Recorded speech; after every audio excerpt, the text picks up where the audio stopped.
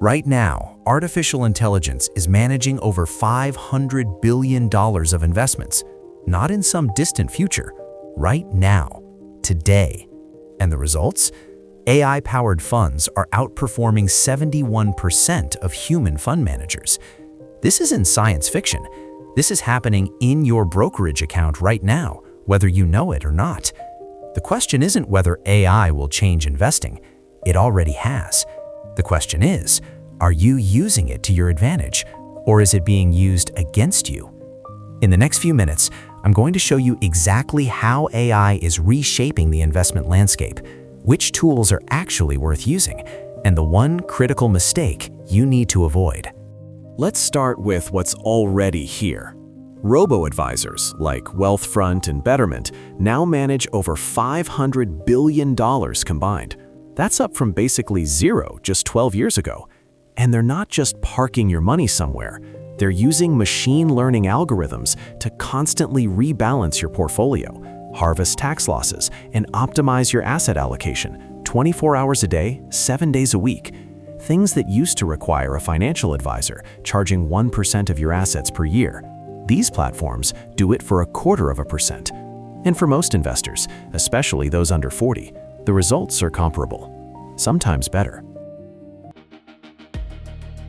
Here's where it gets really interesting. AI-powered tax loss harvesting. This is something that barely existed 5 years ago, and now it's saving investors between $2,000 and $5,000 per year in taxes, automatically. Here's how it works. The algorithm watches your portfolio every single day. When an investment drops in value, even temporarily, it sells it, locks in the tax loss, and immediately buys a very similar investment. You stay invested, your portfolio barely changes, but come April, you have thousands of dollars in tax losses that offset your gains. A human advisor might do this once a quarter. AI does it every single day. That's the power of automation. It catches opportunities that humans literally cannot track. Now, let's talk about the elephant in the room. ChatGPT, Claude, Gemini. People are using large language models for investment research, and honestly, it's a mixed bag. On one hand, you can analyze a company's earnings report in 30 seconds. You can ask complex questions about financial ratios, compare competitors, and get surprisingly useful summaries. On the other hand, and this is critical, these models can and do hallucinate financial data. They might give you a confident answer about a company's revenue that's completely wrong. They can't access real-time market data unless connected to specific tools, and they have no skin in the game.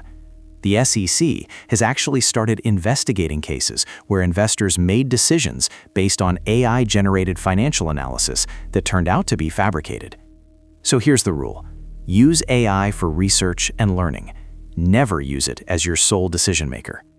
But while regular investors are experimenting with ChatGPT, the big players are already light years ahead. Renaissance Technologies' Medallion Fund, widely considered the most successful hedge fund in history, has averaged 66% annual returns using purely algorithmic, AI-driven strategies. 66%. The S&P 500 averages about 10. Citadel, Two Sigma, D.E. Shaw, these firms are spending billions on AI infrastructure. They process satellite imagery of parking lots to predict retail earnings. They analyze social media sentiment in real time to trade before news hits the wire. They use natural language processing to parse every Federal Reserve speech for hidden signals. The information asymmetry between institutional AI and retail investors is growing every single day. And that's exactly why the next part matters so much. So what should you actually do with all of this? Here's the framework I'd recommend. Call it the 80-20 rule of AI investing. 80% of your portfolio should be automated. Use a robo-advisor or set up automatic investments into low-cost index funds. Let the algorithms handle rebalancing, tax loss harvesting, and diversification. This is where AI genuinely adds value for everyday investors. Don't fight it. Use it. The other 20%? That's your active research allocation. Use AI tools to research individual stocks, analyze trends, and explore opportunities.